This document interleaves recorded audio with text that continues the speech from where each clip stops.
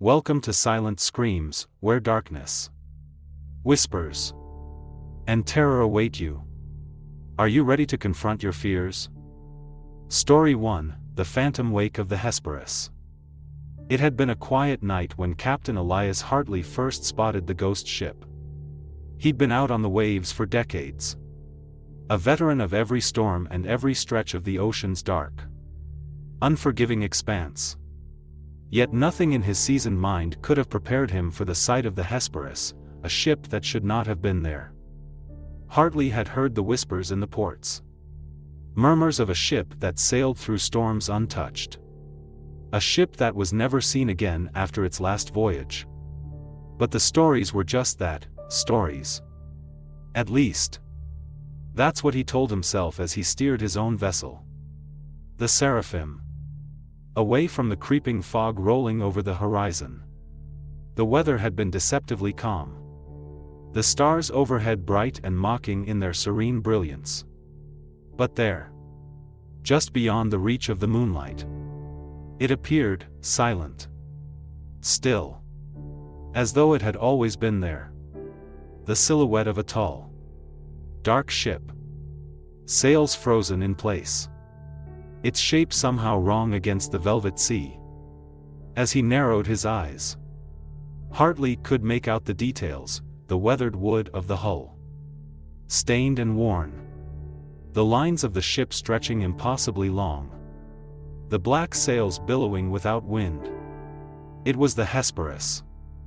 The crew of the Seraphim was uneasy when Hartley ordered them to steer closer.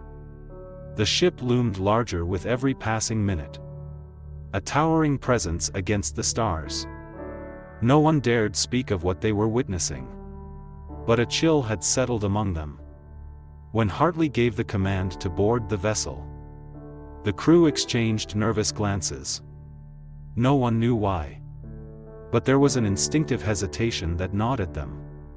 As they drew closer, they could see no signs of life. No crew. No movement. Just the eerie creak of the ship as though it had been abandoned for centuries. The hull bore marks of old battles. And something about the way it floated, so still, unnerved Hartley. The deck seemed untouched. Not a trace of rust or salt stains on the wooden planks. It looked too pristine. Too perfect. A ghost ship, preserved in time.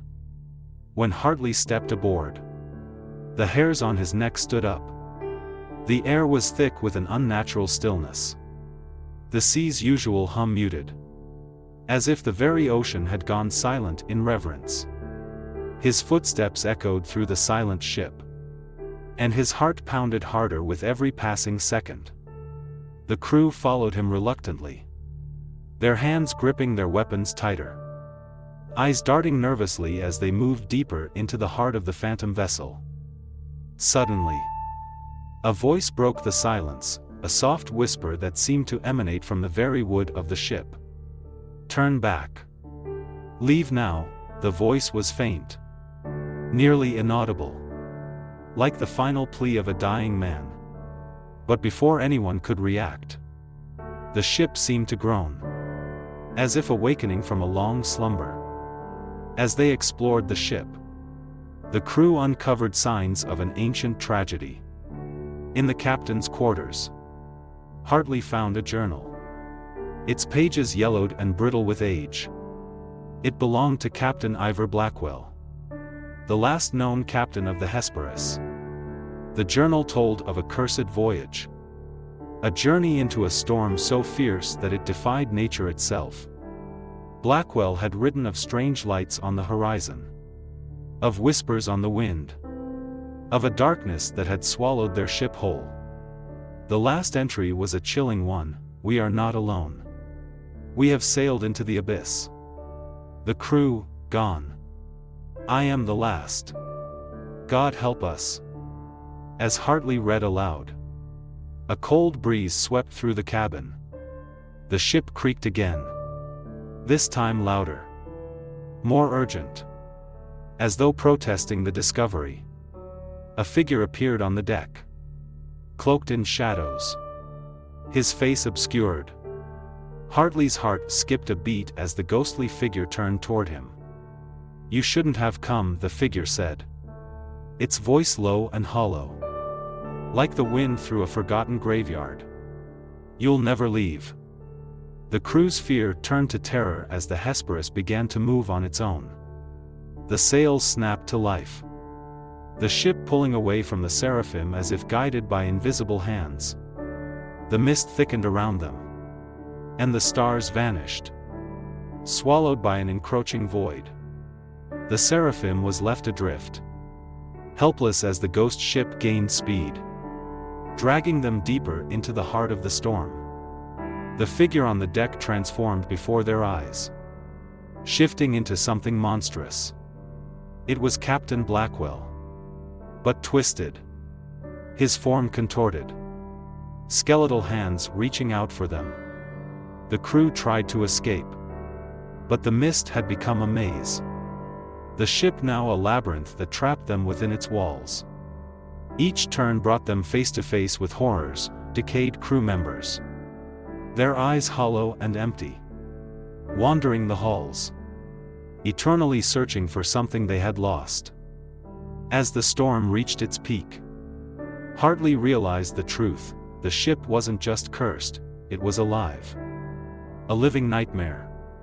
The ghostly crew had been trapped in an endless cycle, their spirits bound to the ship for eternity. The storm was their prison, and now they sought to claim more souls to replace their own. In a final act of desperation, Hartley and his remaining crew fought to break free. The ship began to collapse around them, its wooden beams splintering as the very heart of the vessel was torn asunder. Blackwell's ghost, now fully materialized, reached for Hartley, but with a strength born of pure terror. Hartley shoved the captain into the depths below, ending the curse, or so he thought. As the seraphim pulled away from the wreckage, the last thing Hartley saw was the Hesperus, sinking into the abyss, its sails still billowing in the wind. But in the distance, on the horizon, he could see another ship, a darker shape, much larger than any ship he had ever seen, its sails blood red. The Hesperus had not been the only one. And worse yet, it would never truly be gone. Story 2: The Silent Ghost Ship. The sea was calm, almost unnaturally so. Beneath the endless stretch of dark water, no creatures stirred, no tides churned. The crew of the Elysium would have called it the perfect night for sailing, if they hadn't been heading straight toward a legendary ghost ship.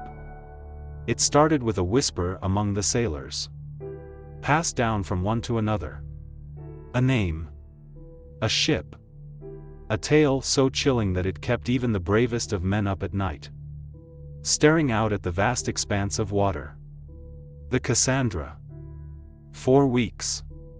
The Elysium had been on a routine voyage across the Atlantic, heading towards the Caribbean, with nothing but the rhythmic crashing of waves against the hull for company. But then, one evening, the air had grown thick with an odd heaviness. The fog rolled in thick, smothering the moonlight. The wind had died, leaving the ship eerily still. And as the crew gathered on deck, eyes straining to make out anything in the distance, the captain, Jonathan Hayes, stood motionless, staring ahead into the blackness. "Captain?" First Mate Dawson had asked, his voice breaking the silence.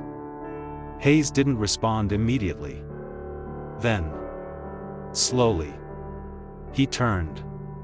His face was pale, his eyes wide. "It's too quiet," he muttered. "What's too quiet, sir?" "I don't know how to explain it," Hayes said, eyes narrowing toward the horizon.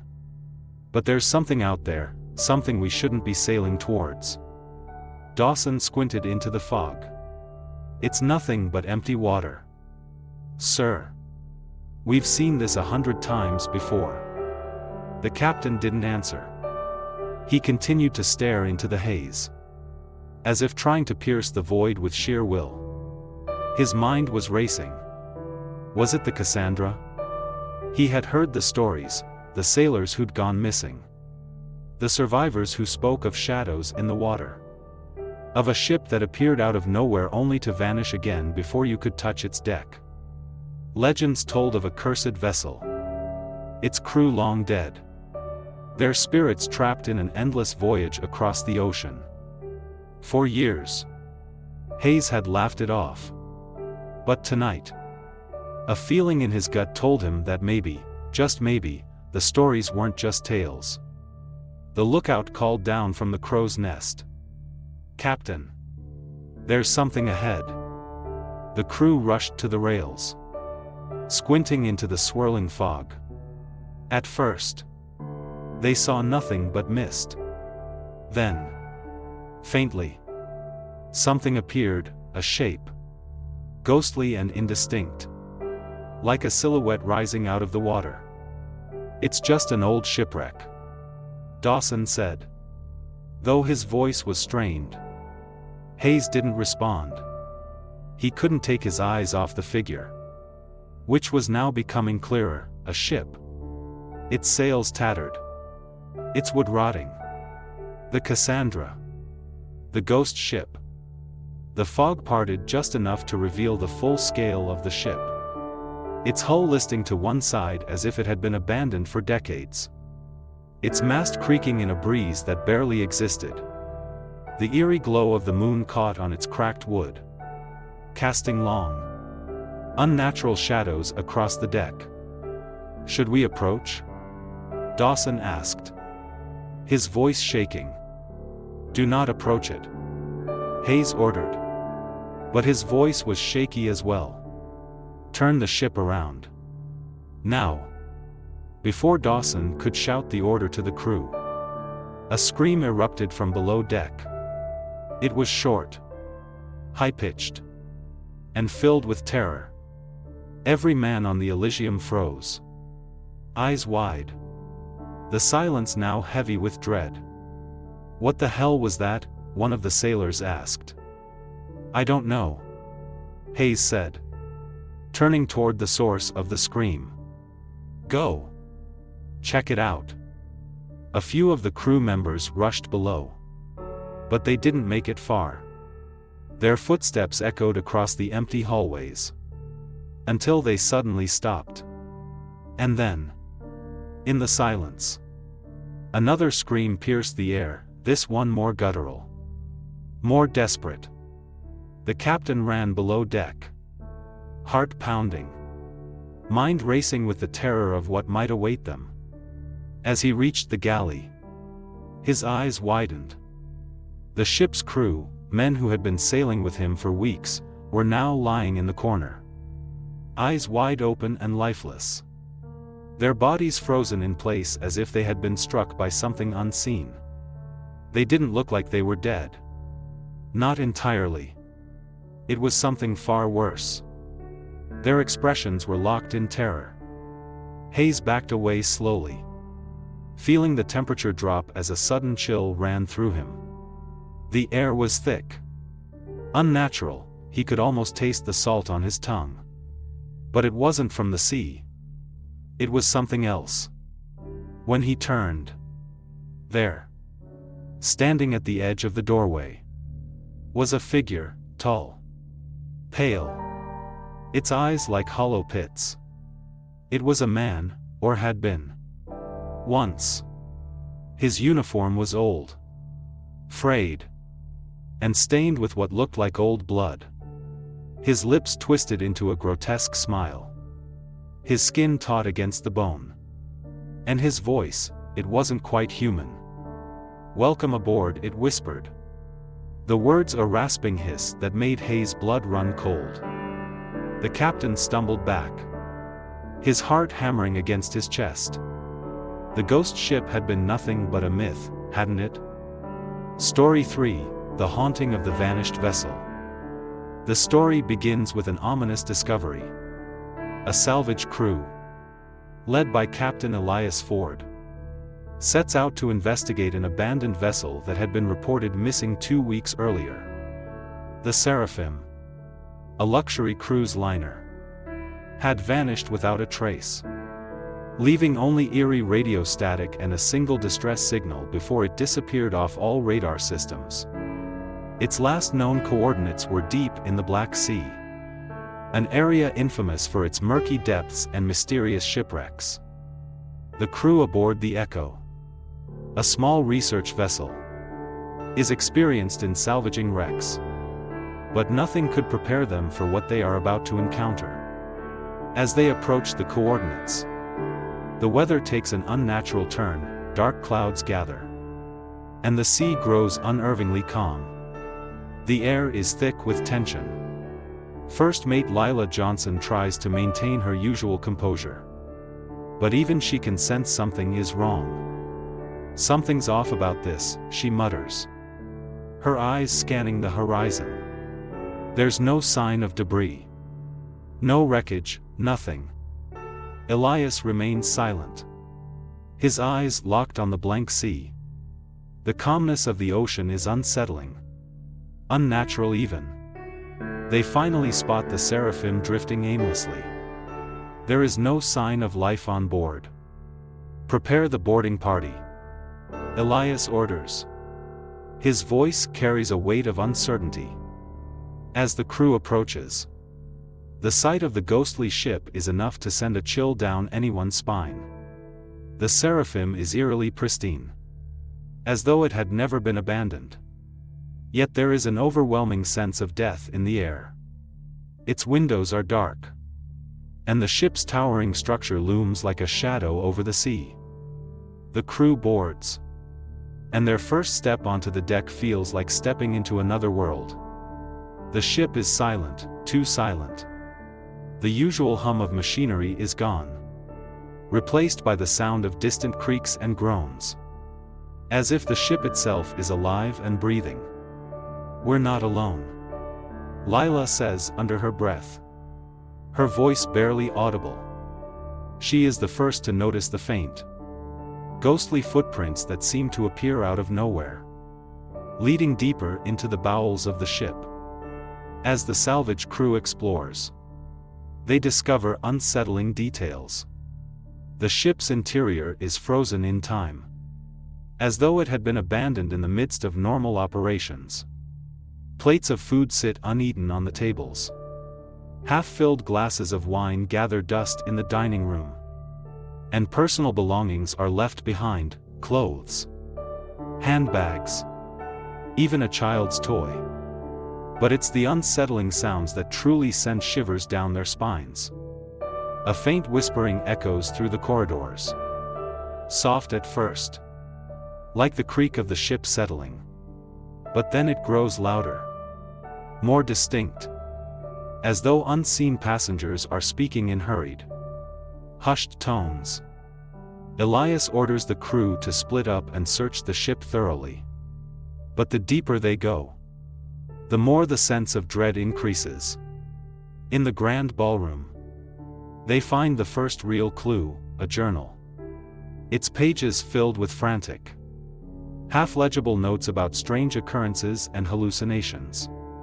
The final entry reads, "They are coming. It's too late. We're all doomed." As they venture further into the lower decks, the whispers grow louder, and the temperature drops. The walls seem to close in on them, the air growing thick with a palpable sense of fear. The crew members begin to argue with one another, their nerves fraying under the pressure.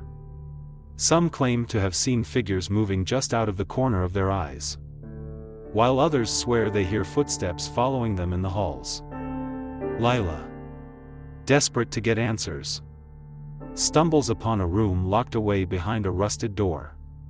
The room is a storage area filled with crates and supplies. But one crate stands out, its lid ajar. Inside, a thick, black mist rises slowly, as if it's being pulled from within the crate itself. And then, from the mist, A shape begins to form.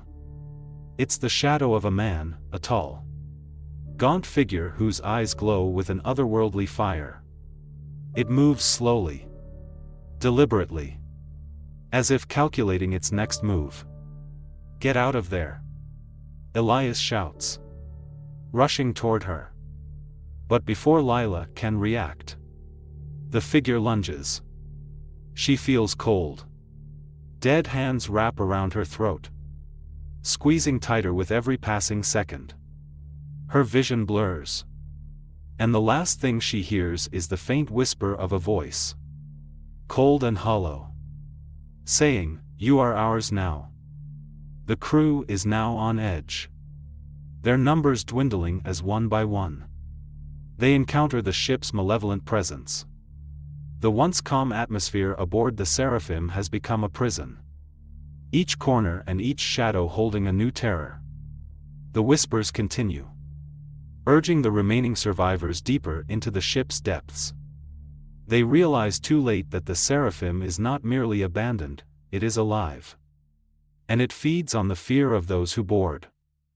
Lila's disappearance is the final straw for Elias. Driven by the need to save his crew and escape, he leads a desperate search to find the source of the haunting. As they descend into the darkest depths of the ship, they uncover the true horror, an ancient, cursed artifact hidden within the captain's quarters.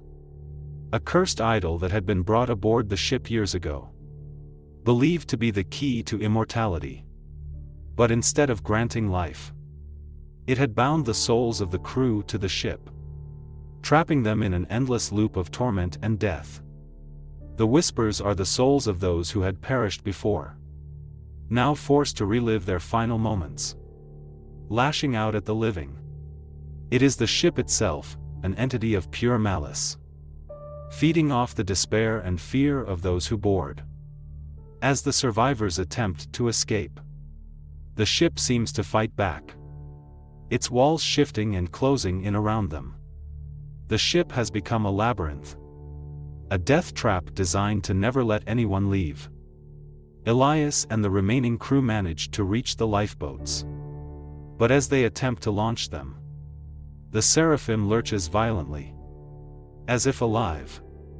The sea begins to churn and foam, a violent storm exploding out of nowhere. In the chaos, Elias is separated from the others, thrown into the dark waters. Hours pass, and when the storm finally clears, Elias wakes to find himself adrift, the lifeboat carrying him away from the ship.